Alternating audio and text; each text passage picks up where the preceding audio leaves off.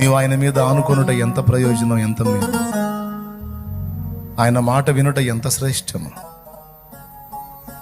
నీవు ఆయన మీద ఆనుకొని సమస్త కార్యాలు నా దేవుడే చక్కబెట్టగల సామర్థ్యం గలవాడని విశ్వసించి ఆయన్ని స్తుతిస్తూ ఆయన విశ్రాంతిని, పూర్ణ శాంతిని అనుభవిస్తూ నువ్వు విశ్వాసంతో ధైర్యంగా ఉండటం దేవునికి ఎంతో సంతోషాన్ని కలిగించింది.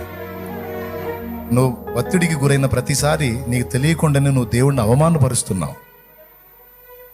నువ్వు ఒత్తిడికి, ప్రెజర్కి గురైన ప్రతిసారి నీ దేవుడు చేతగాని వాడని నువ్వు నమ్ముతున్నావు. ఓ రకంగా నువ్వు ఒత్తిడిని ఫేస్ చేస్తున్నావంటే ఆయన అవమానపరుస్తున్నావు.